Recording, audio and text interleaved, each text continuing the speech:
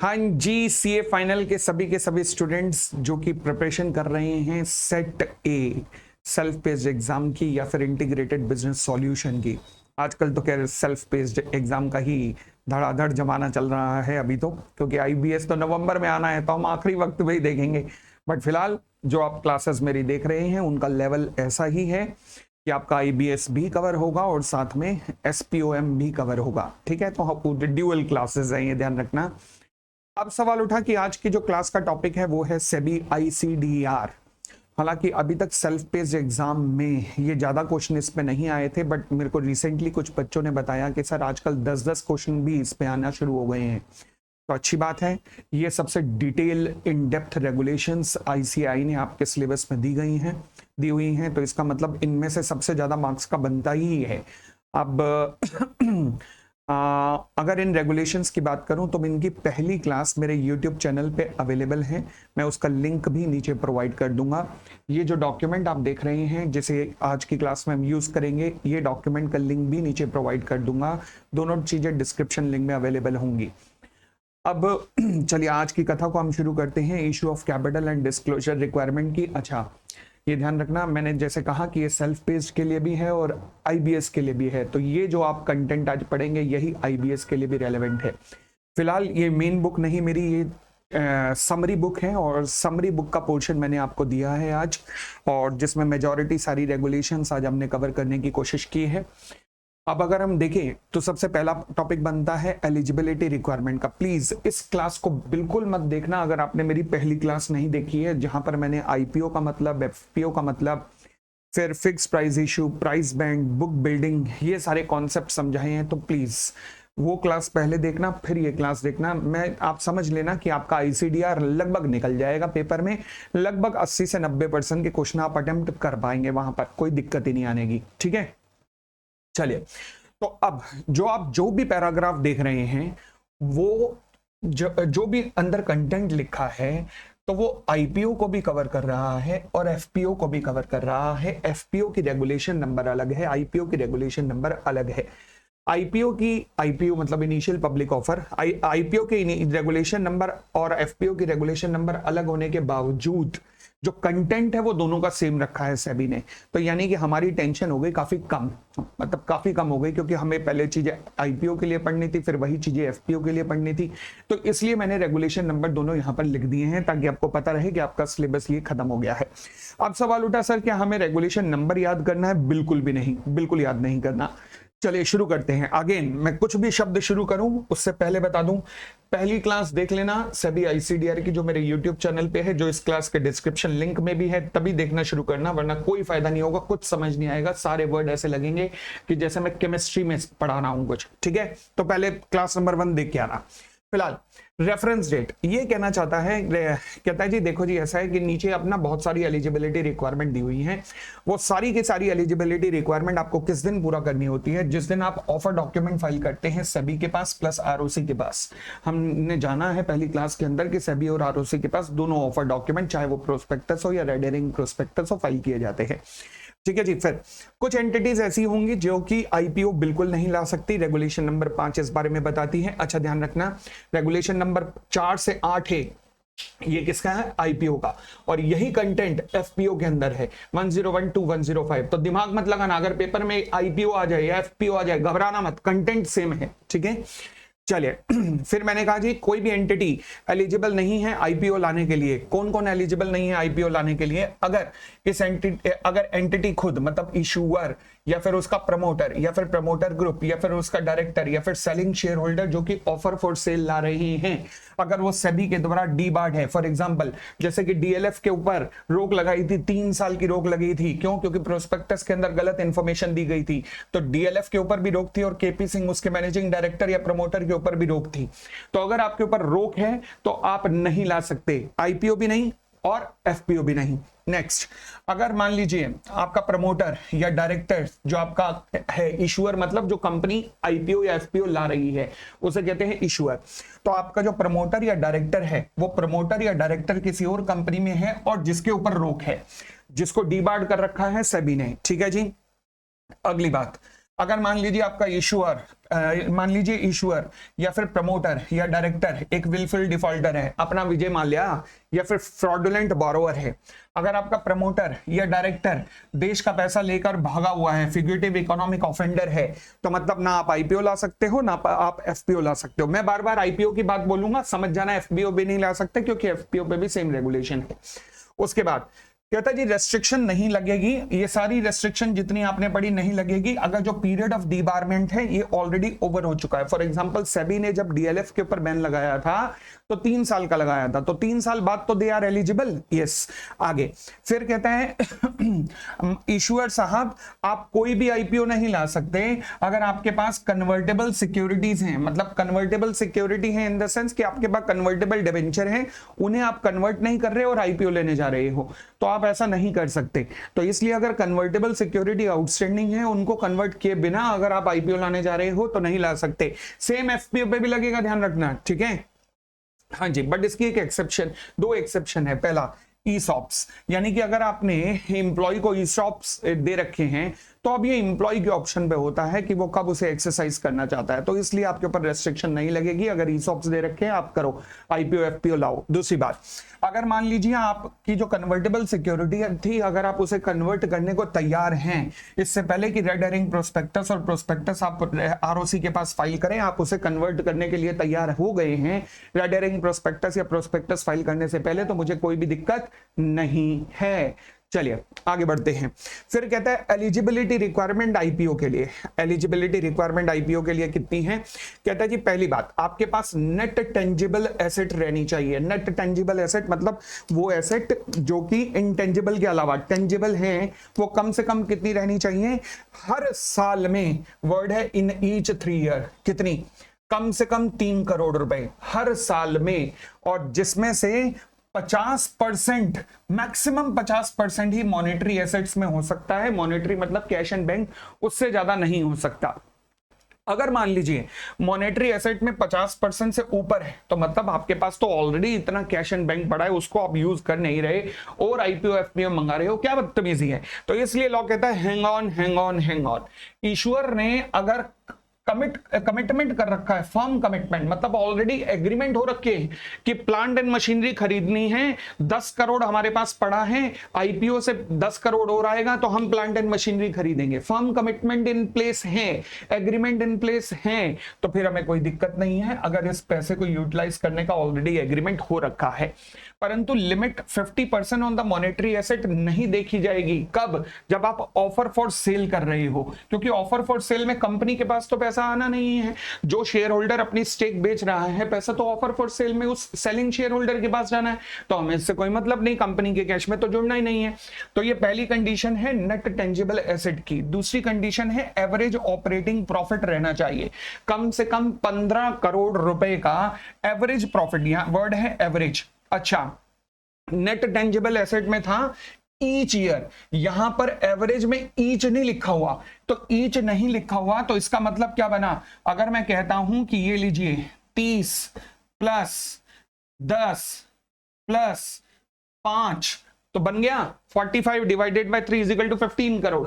Minimum 15 crore रुपए रहना चाहिए एवरेज, हर साल में 15 नहीं चाहिए, एवरेज चाहिए 15, पिछले 3 साल का एवरेज चाहिए, मगर साथ में ऑपरेटिंग प्रॉफिट हर साल में होना चाहिए। यानी कि अगर मैं आपको कह दूं 45 प्लस 10 माइनस 5 तो भाई साहब बेशक 15 से ऊपर जा रही है एवरेज, परंतु लॉस हुआ एक साल में ना, नहीं हो सकता, ठीक है ना। चलिए उसके बाद आपके नेटवर्थ हर साल में each of the preceding 3 year में मुझे 1 करोड़ रुपए की नेटवर्थ चाहिए, आपकी 1 करोड़ रुपए की नेटवर्थ। क्लियर हो गई इतनी बात? आगे, अगर कंपनी ने रिसेंटली अपना नाम चेंज किया है, फॉर एग्जांपल कंपनी का नाम था सेंचुरी टेक्सटाइल्स लिमिटेड, अब उसने रिसेंटली अपना नाम चेंज किया मान लीजिए और उन्होंने कर दिया सेंचुरी रियल एस्टेट लिमिटेड, तो कम से कम 50% की जो टर्नओवर है वो नए चेंज नया जो नाम है उससे होने वाली एक्टिविटी से आनी चाहिए,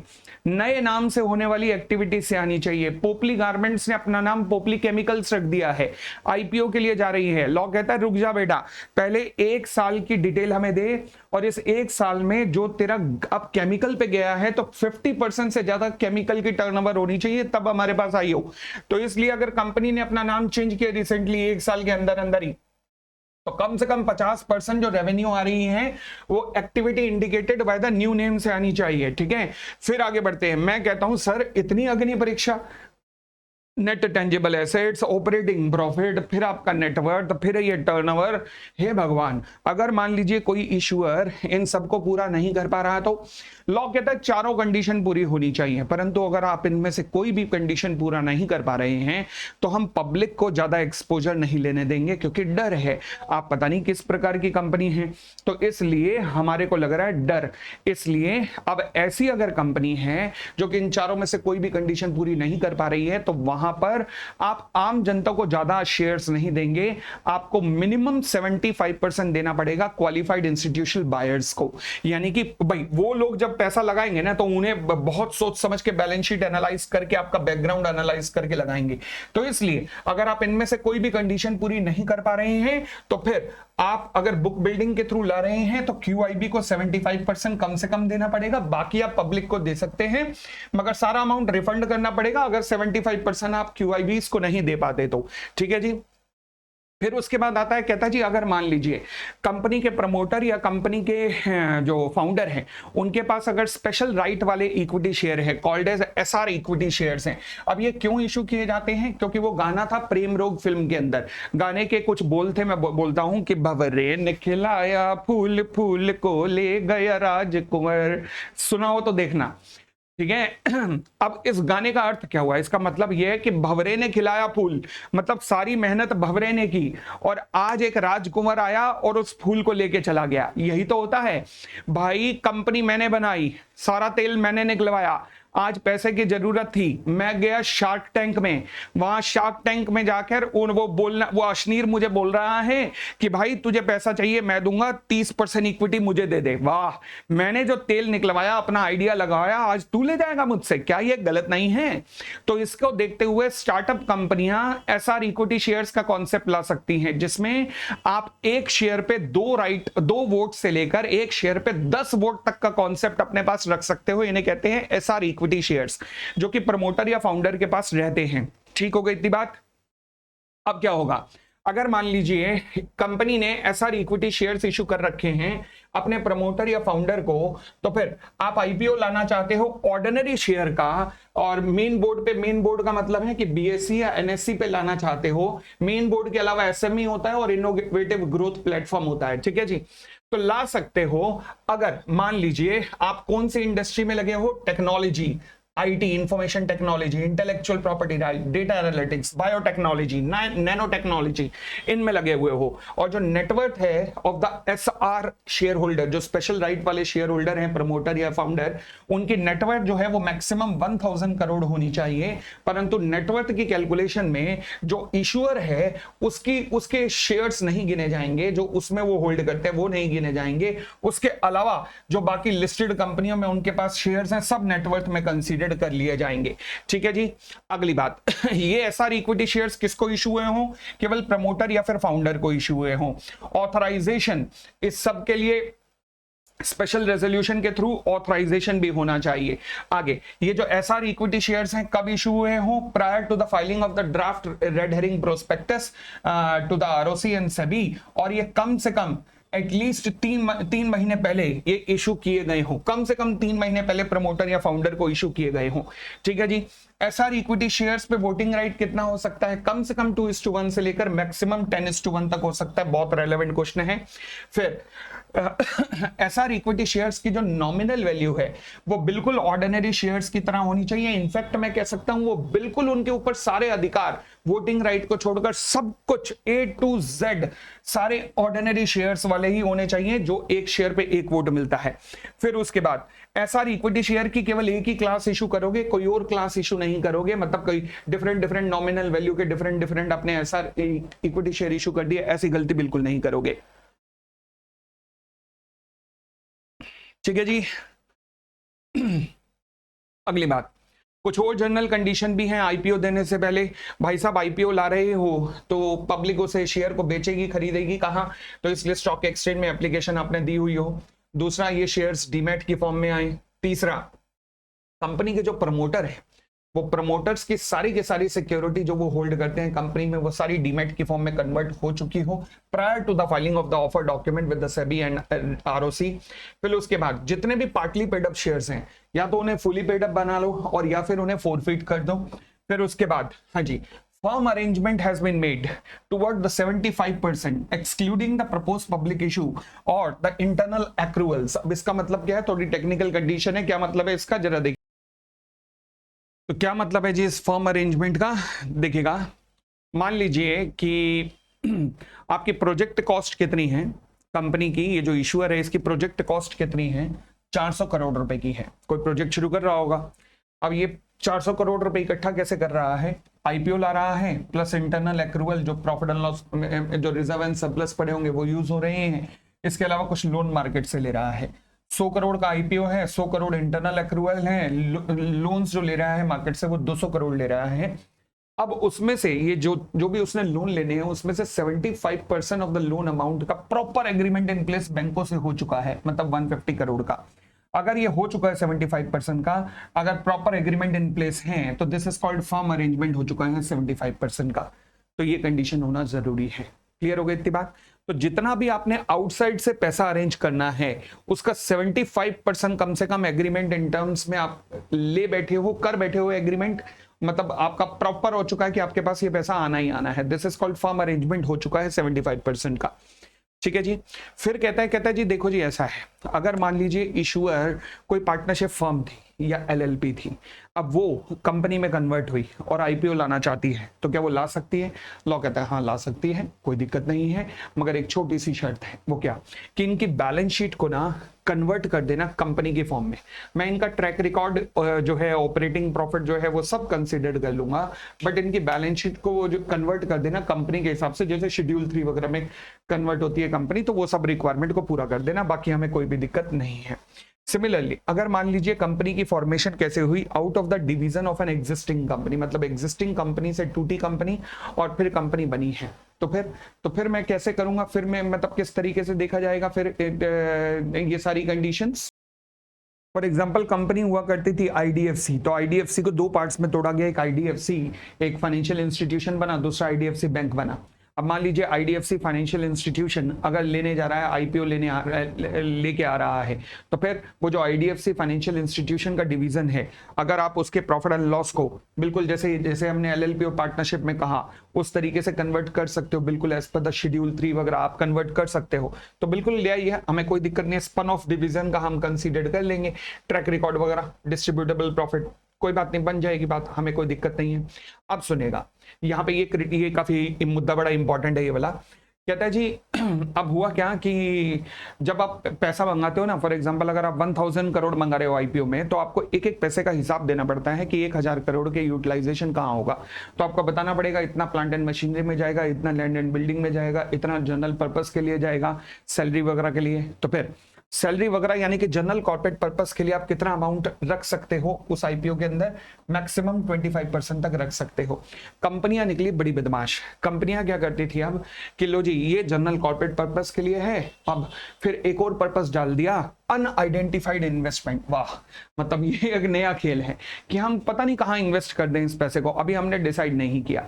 लॉ कहता है भाई हमारे माथे पे तो कुछ लिखा नहीं है, ठीक है ना। तो इसलिए अब ध्यान रखना, general corporate purpose plus unidentified investment सब मिलाकर ये, अच्छा मैंने amount of general corporate purpose 35 तो नहीं बोला ना, वो 25 है, ध्यान रखना। हाँ, दोनों मिलाकर general corporate purpose plus unidentified investment मिलाकर 35% मैक्सिमम हो सकता है, जिसमें से अनआइडेंटिफाइड इन्वेस्टमेंट 25% से ज्यादा नहीं होगा।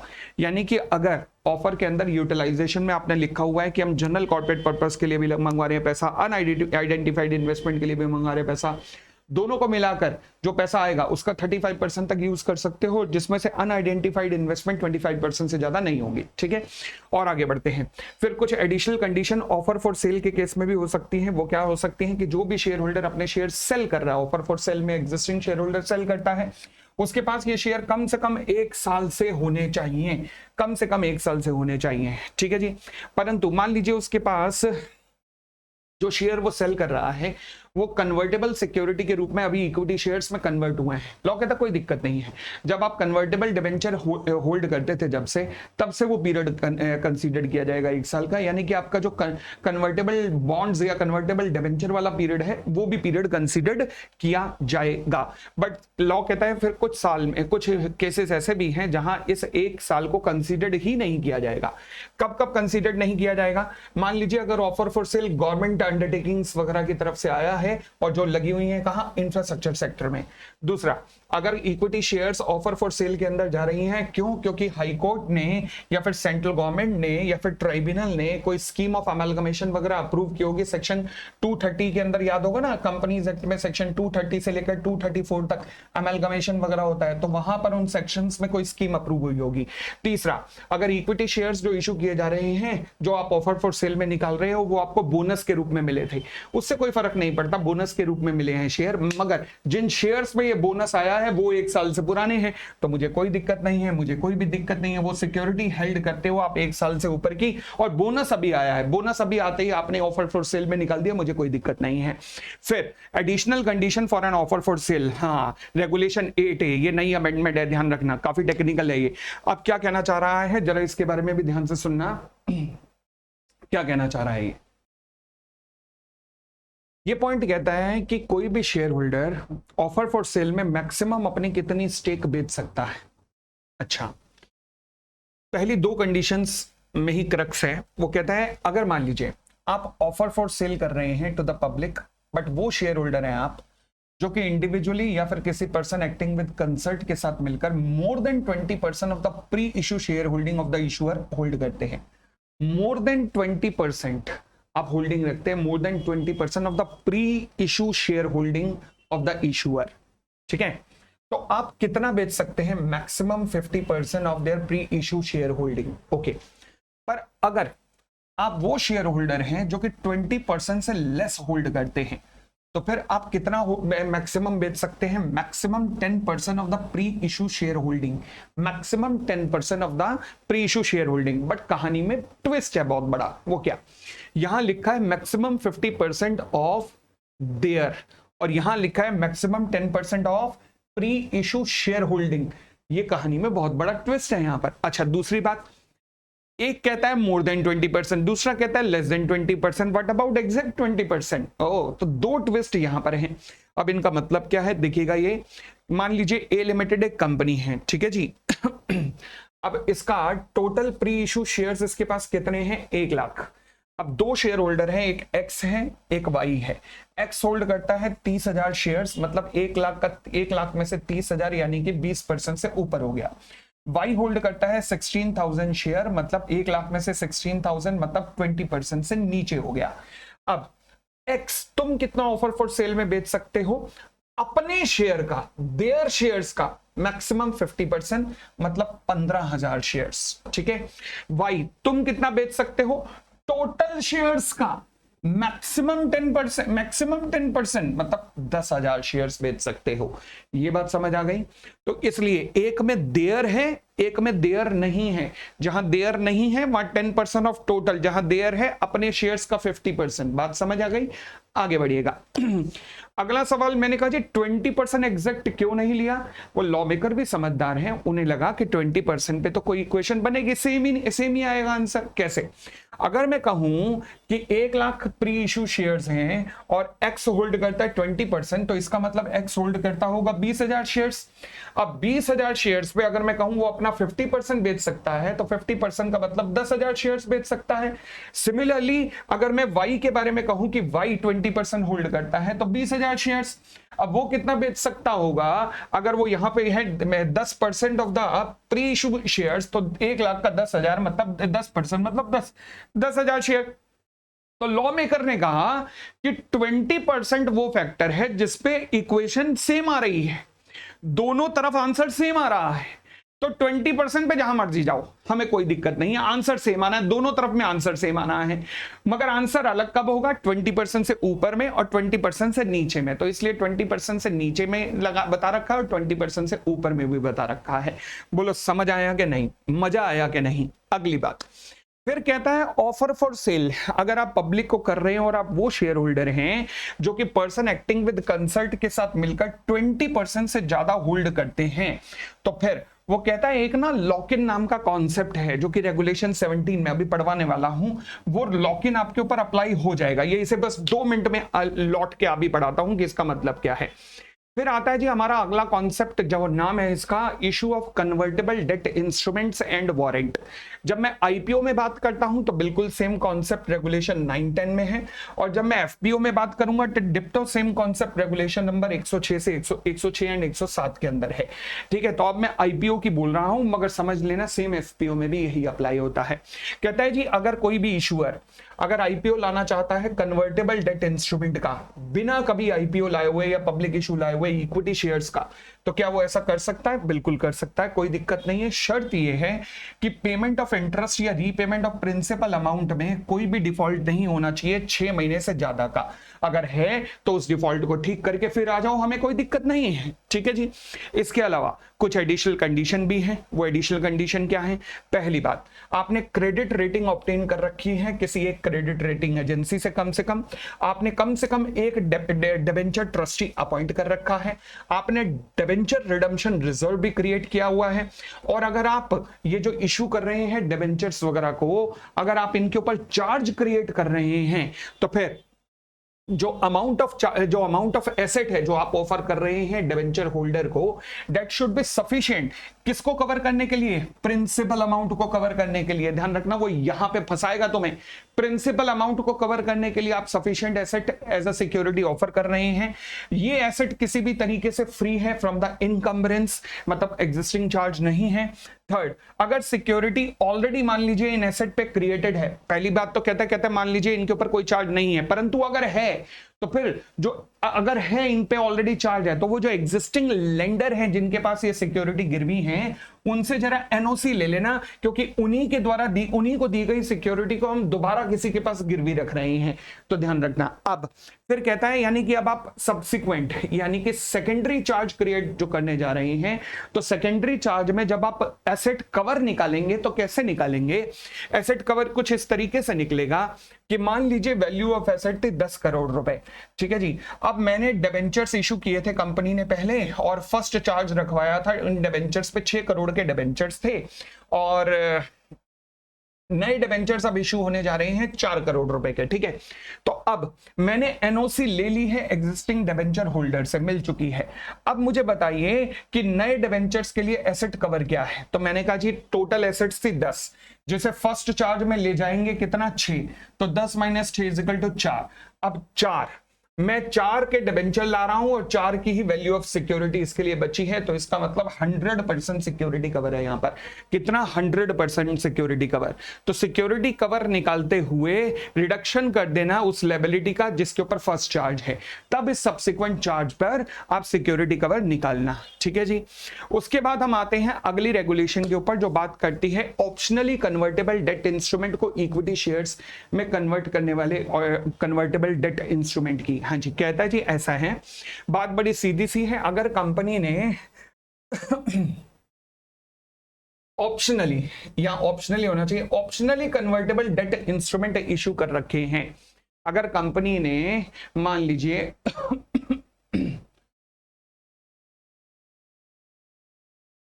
तो एक बार दोबारा से बोलता हूं, अगर मान लीजिए आप ऑप्शनली कन्वर्टेबल डिबेंचर को कन्वर्ट करना चाहते हैं, तो लॉ कहता है, सबसे पहले पॉइंट कहता है कोई भी कन्वर्जन तब तक नहीं होगा जब तक कि होल्डर अपनी कंसेंट इस कन्वर्जन के लिए नहीं दे देगा। यानी कि कंपनी उसको नोटिस भेजेगी कि बोल भाई कन्वर्ट कर दें, तो वो अपनी कंसेंट देगा तभी हो पाएगा। अच्छा, अब अगर मान लीजिए वो कंसेंट अपनी कन्वर्जन के लिए नहीं देता, तो इसका मतलब वो कन्वर्ट नहीं कराना चाहता, तो इसका मतलब अब आपको उन शेयर्स उन डिबेंचर्स को रिडीम कर देना चाहिए। यानी कि non receipt of the reply shall not be constitute as a consent. But फिलहाल कहता है अगर मान लीजिए कन्वर्टेबल पोर्शन जो है ना, वो क्या है? वो लिस्टेड कन्वर्टेबल डेट इंस्ट्रूमेंट है एक्सीडिंग 10 करोड़ रुपीस के, मतलब जो convertible portion of the listed convertible instrument है उनकी वैल्यू 10 करोड़ रुपए से ऊपर है। परंतु जब इशूअर ने इन्हें इशू किया था तो उस टाइम ये नहीं बताया था कि कन्वर्जन का प्राइस क्या होगा। अब तूने नहीं बताया था कन्वर्जन का प्राइस क्या होगा, और ये कौन से हैं ध्यान रखना, यहां तो लिखा है ऑप्शनली कन्वर्टेबल, यहां नहीं लिखा हुआ ऑप्शनली कन्वर्टेबल। मतलब बड़ी सीधी सी बात है कि अगर कन्वर्टेबल पोर्शन, अगर कन्वर्टेबल डिवेंचर्स हैं जिनकी वैल्यू 10 करोड़ रुपए से ऊपर है और आपने प्राइस नहीं बताया इशू करते समय कि वो कन्वर्जन प्राइस क्या होगा, तो फिर आपको डिबेंचर होल्डर को ऑप्शन देना ही पड़ेगा कि भैया आप बताइए कि कन्वर्ट कराना चाहते हैं या रिडीम करवाना चाहते हैं। तो ध्यान रखिएगा, अगर मान लीजिए convertible portion of the listed convertible debt instrument 10 crore रुपए से ज्यादा है और इशूअर ने कन्वर्जन प्राइस नहीं बताया हुआ है, तो होल्डर को ऑप्शन दिया ही जाएगा कि भैया आप नहीं करवाना चाहते अगर कन्वर्ट तो आप रिडीम भी करवा सकते हो, ठीक है।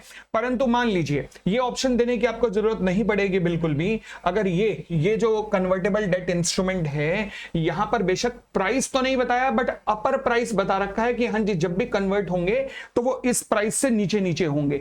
तो यानी कि अगर कन्वर्जन का अपर प्राइस बता रखा है तो फिर आपको ये वाला ऑप्शन देने की जरूरत नहीं है, ये वाला ऑप्शन देने की जरूरत नहीं है। क्लियर हो गई इतनी बात। चलिए अब लास्ट पॉइंट कहता है अगर मान लीजिए ऑप्शन दिया गया है holder of the convertible debt instrument को, ठीक है, तो अगर कन्वर्टेबल डेट इंस्ट्रूमेंट को मैंने ऑप्शन दिया है कि बोलो जी आप क्या चाहते हो, और वो ऑप्शन एक्सरसाइज नहीं करते हैं, वो नहीं बताते हैं कि मुझे कन्वर्ट नहीं करना है, वो ये नहीं कह रहे कि हमें कन्वर्ट करके दो, तो इसका मतलब रिडम्पशन होगा। जब रिडम्पशन होगा तो फिर रिडम्पशन किस प्राइस पे होगा, विद इन 1 मंथ होगा पहली बात, और किसी भी हालत में प्राइस जो है वो फेस वैल्यू से नीचे नहीं होना चाहिए, यानी कि which shall not be less than the face value. ठीक है जी। अगली बात, इशूअर, एक और बात, आप किसी भी हालत में कन्वर्टेबल डेट इंस्ट्रूमेंट इशू नहीं करेंगे ताकि आप किसी की मदद कर रहे हो, किसी को फाइनेंस कर रहे हो, किस लिए, फॉर फाइनेंसिंग और प्रोवाइडिंग लोन टू, ताकि वो एक्वायर कर सके शेयर किसके, किसी प्रमोटर के। यानी कि आप कन्वर्टेबल डेट इंस्ट्रूमेंट इशू नहीं करेंगे किसी फाइनेंस करने के लिए या लोन देने के लिए किसी व्यक्ति को, ताकि प्रमोटर से वो उसके शेयर ले सके। परंतु हाँ ध्यान रखना, आप इस तरीके के फुली कन्वर्टेबल डिबेंचर्स इशू कर सकते हो, मुझे कोई दिक्कत नहीं है, प्रमोटर से उसकी स्टेक लेने के लिए भी। फुल्ली कन्वर्टेबल, पूरी तरह से कन्वर्टेबल, ऑप्शनली या पार्टली नहीं, fully convertible debt instrument issue कर सकते हो। 2 शर्तें हैं, वो फुली कन्वर्टेबल होने चाहिए, चाहे बेशक प्रमोटर की स्टेक लेने के लिए दिए जा रहे हैं, मगर सबसे इंपॉर्टेंट है कि उनका जो कन्वर्जन होना हो वो 18 मंथ के अंदर अंदर हो जाना हो। जिस दिन से वो इशू हुए हैं उस दिन के 18 मंथ के अंदर अंदर ही उनका कन्वर्जन अगर ड्यू हो तो फिर आप इस तरीके के कन्वर्टेबल डिबेंचर इशू कर सकते हो। अब हमारे पास टर्म आती है वारंट की। वारंट क्या होता है पहले ये समझना। वारंट भी एक तरीके का कन्वर्टेबल इंस्ट्रूमेंट होता है। फॉर एग्जाम्पल मैंने एक एग्जांपल बताता हूं, सेंचुरी टेक्सटाइल। मान लीजिए जैसे रियल घटनाएं, सेंचुरी टेक्सटाइल का शेयर आज से 7-8 साल पहले था 200 रुपए का। अब बिरला ग्रुप की कंपनी है, बिरला ग्रुप के प्रमोटर्स ने कहा कि हम 200 रुपए का तो शेयर हमारे पास है ही है, हम वारंट लेना चाहते हैं कंपनी का, और हमारे हिसाब से अगले 1.5 ईयर के अंदर कंपनी के शेयर का प्राइस तो काफी अच्छा होगा, बट हम 600 रुपए तो मान के चल रहे हैं कि 600 रुपए तो होगा ही होगा।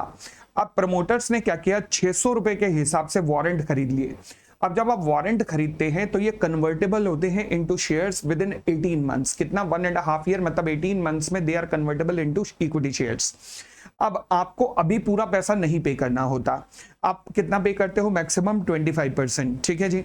तो ये जो कंपनी के प्रमोटर थे, Century Textile I am talking about, तो इन्होंने क्या किया था, 600 के हिसाब से 600 रुपए का होगा शेयर 1.5 साल के बाद, उसके 600 रुपए के हिसाब से अगर 1000 शेयर लिए, इनटू में 25% आज पे कर दिया।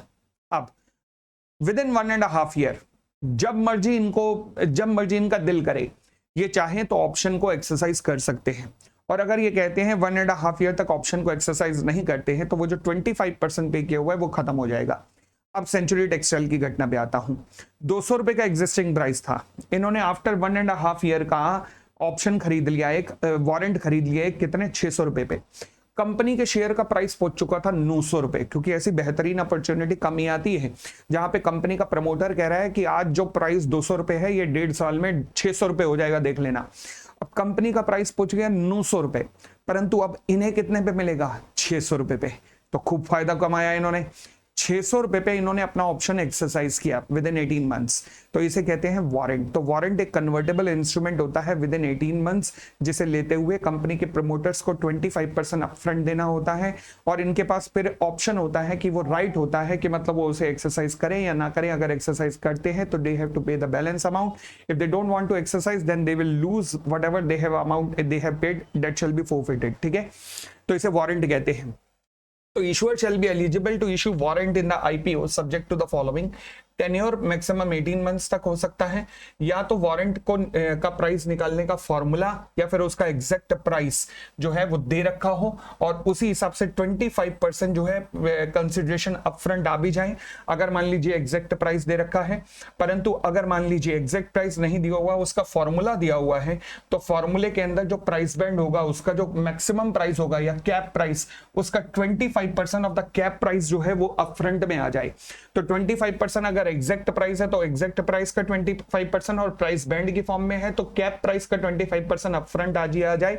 फिर अगर वारंट होल्डर 18 महीने के अंदर ये ऑप्शन एक्सरसाइज नहीं करना चाहता है, कि अगर भाई मुझे ऑप्शन एक्सरसाइज करता है, तो उसे 3 महीने का वक्त मिलता है। 3 महीने का वक्त किस लिए? फ्रॉम द ड्यू डेट, किस लिए? ताकि वो बाकी की पेमेंट अरेंज कर सके।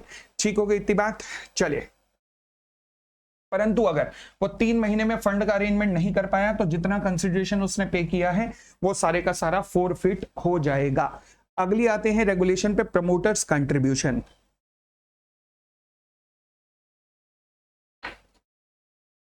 आईपीओ के अंदर रेगुलेशन ये है, एफपीओ के अंदर रेगुलेशन ये है। ठीक है, दोनों का कंटेंट देखिएगा।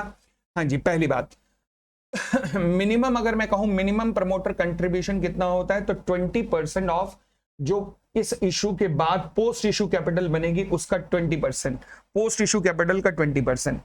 अच्छा, प्रमोटर कंट्रीब्यूशन कैसे आ सकता है? इक्विटी शेयर भी ले सकता है प्रमोटर, इंक्लूडिंग एसआर वाले इक्विटी शेयर्स भी, या फिर कन्वर्टेबल सिक्योरिटी भी ले सकता है।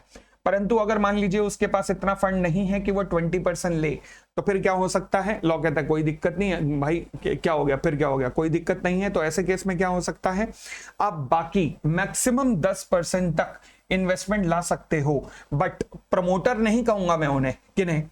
ऑल्टरनेट इन्वेस्टमेंट फंड्स को, ऑल्टरनेट इन्वेस्टमेंट फंड्स को, फॉरेन वेंचर कैपिटल इन्वेस्टर्स को, शेड्यूल कमर्शियल बैंक को, public financial institution, insurance company, मतलब क्वालिफाइड इंस्टीट्यूशनल बायर्स से 10% तक की फंडिंग करवा सकते हो। मैं प्रमोटर तो नहीं कहूंगा इन्हें, बट हाँ फंडिंग फिर भी करवा सकते हो अगर प्रमोटर 20% अरेंज नहीं कर पा रहा है तो। ठीक है जी, परंतु ये जो 20% की कंडीशन है ये एप्लीकेबल नहीं होगी। अब यहां से आ जाना यहां पर, हाँ जी, 20% की कंडीशन एप्लीकेबल नहीं होगी अगर इशुअर के पास कोई भी आइडेंटिफिएबल प्रमोटर नहीं है। आइडेंटिफिएबल प्रमोटर का मतलब कंपनी प्रोफेशनली मैनेज कंपनी है जहां पर किसी भी प्रमोटर के पास 1% से ऊपर की स्टेक नहीं है। This is called identifiable promoter नहीं है। For example RBL, Ratnakar bank limited. हाँ जी, फिर उसके बाद प्रमोटर जो है ये रिक्वायरमेंट जो है सेटिस्फाई किस दिन कर देगा, मतलब किस दिन तक 20% ले आएगा?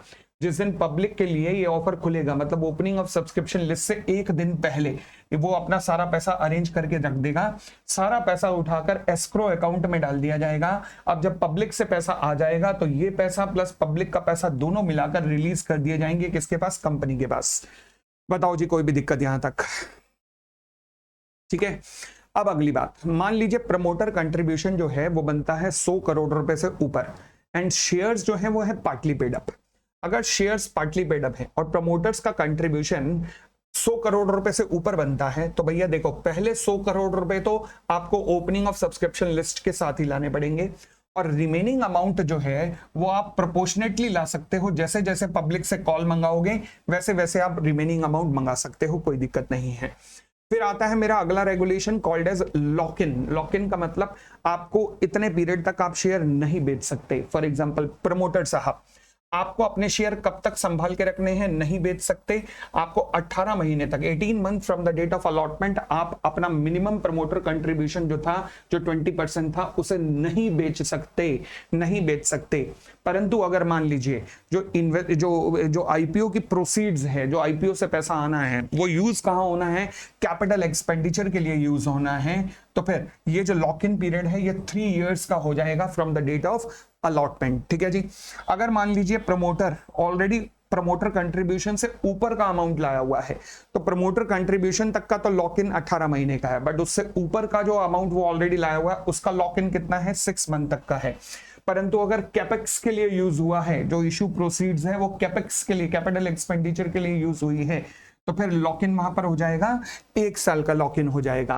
अगर मैं बात करूं lock in respect of the special right वाले इक्विटी शेयर्स के केस में, तो कितना हो सकता है, आप जब तक इन्हें कन्वर्ट नहीं कर देते, या फिर ये जो लॉक्ड इन हमने ऊपर लिखा हुआ है कैपेक्स या फिर मिनिमम से ऊपर ये वाला लॉक इन, या फिर जब तक कन्वर्ट नहीं हो जाता इनटू इक्विटी शेयर्स में, विच एवर इज लेटर, दोनों में से जो भी डेट बाद में आएगी वहां तक लॉक इन चलेगा, उसके बाद आप बेच सकते। लॉक इन का मतलब इस पीरियड में आप नहीं बेच सकते।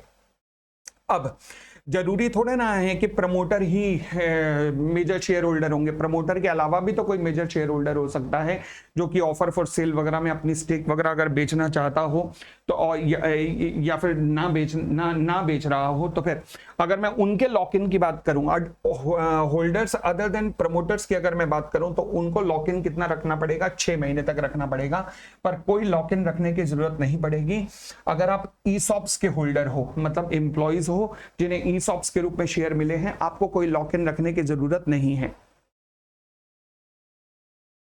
सिमिलरली अगर आप वेंचर कैपिटल फंड या ऑल्टरनेट इन्वेस्टमेंट फंड हो, तो आपके लिए भी लॉक इन करने की जरूरत नहीं है। अब याद करो, मैंने एक रेगुलेशन 8A कहा था, उसमें मैंने कहा था इस पॉइंट के ऊपर कंसंट्रेट कराऊंगा। अब ये कौन सी रेगुलेशन है, एक्चुअल में this is called as regulation number 17 है, ये है रेगुलेशन नंबर 17, ठीक है। अब 8A के ऊपर वापस आ जाऊंगा, तो 8A के ऊपर वापस आते ही मुझे क्या दिखता है, ये देखिएगा, मैंने वहां पर बॉक्स में 3rd पॉइंट बनाया था। हाँ, मैंने कहा जी अगर मान लीजिए ऑफर फॉर सेल के अंदर जो शेयर होल्डर वो स्टेक बेच रहा है वो 20% से ज्यादा वाला शेयर होल्डर है, तो फिर वो कहता है लॉक इन अप्लाई होगा ही होगा अगर रेगुलेशन 17 के मुताबिक। तो इसका मतलब क्या है, इसका मतलब आप क्रक्स निकालिएगा और जरा क्रक्स निकाल के एनालिसिस करके मुझे बताइएगा इसका मतलब क्या हुआ। इसका मतलब ये हुआ कि अगर मान लीजिए वेंचर कैपिटल फंड या फिर ऑल्टरनेट इन्वेस्टमेंट फंड अगर 20% से ऊपर का शेयर होल्डिंग अपनी रखते थे प्री इशू में, और वो आज अपनी स्टेक बेच रहे हैं, तो बेच रहे हो ठीक है, तो बाकी जो पोर्शन बचा है तुम्हारा वो लॉक इन में रहेगा। इवन दो रेगुलेशन 17 में लिखा है कि आपके ऊपर ये अप्लाई नहीं होगा लॉक इन, परंतु अगर आप रेगुलेशन 8A के अंदर कवर हो रहे हो, जहां पे आप 20% से ज्यादा रखते थे, जहां पे आप 50% तक स्टेक अपनी बेच रहे हो, तो जो बाकी की स्टेक आपकी रह गई उसके ऊपर लॉक इन अप्लाई होगा कितने महीने का, 6 महीने का। परंतु अगर आप अन्य अपनी स्टेक वहां पर 8A के अनुसार नहीं बेची है, तो बाद में फिर आपके ऊपर ये कोई लॉक इन नहीं लगेगा, जब मर्जी बेच सकते हो, ठीक है जी। फिर एक स्टेबलाइजिंग एजेंट आएगा जिसे अगली क्लास में कवर करूंगा, ग्रीन शू ऑप्शन के अंदर, वहां पे लॉक इन नहीं लगता। फिर उसके बाद आता है, कहता है पार्टली पेड अप शेयर्स हैं, पार्टली पेड अप शेयर्स हैं एंड अमाउंट जो कॉल्ड अप किया गया है, again partly paid up shares हैं, अमाउंट जो कॉल्ड अप किया गया है प्रमोटर्स वगैरह से, वो इनफैक्ट पब्लिक से मंगाए गए पैसे से भी कम है। यानी कि पब्लिक से मंगाया 8 रुपए पर शेयर, इनसे मंगाया हुआ 6 रुपए पर शेयर, तो फिर लॉक इन कितने टाइम तक रहेगा, 3 साल तक। कब से 3 साल, जिस दिन शेयर बराबर हो जाएंगे पब्लिक के कॉल्ड अप के बराबर हो जाएंगे, वहां से 3 साल तक। यानी कि अगर प्रमोटर्स वगैरह के पास पार्टली पेड अप शेयर्स पड़े हुए हैं, अमाउंट जो कॉल्ड अप किया जा रहा है वो लेस देन है the amount called up from the public, तो फिर लॉक इन चलेगा 3 साल, जिस दिन ये कॉल्ड अप अमाउंट पब्लिक के बराबर हो जाएगा, ठीक है। अगली बात आती है, कहता है जी प्लेज। अब मैं बात करता हूं प्लेज की, pledge of the locked in securities. हाँ जी, क्या प्रमोटर के पास जो स्टेक है, क्या प्रमोटर अपने शेयर्स को, जो मिनिमम शेयर होल्डिंग भी है, वो लॉक इन, वो लोन ले सकता है, उसके बदले में लॉक ले सकता है, कोई दिक्कत नहीं। बट जो लेंडर्स हैं वो आइडेंटिफाइड लेंडर होने चाहिए, मतलब ऐसी ऐसी कंपनियां होनी चाहिए, PFI, NBFC, schedule commercial bank वगैरह।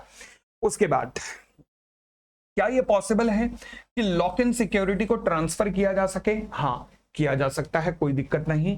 एक प्रमोटर लॉक इन पीरियड में अपने शेयर को किसी दूसरे प्रमोटर को बेच सकता है।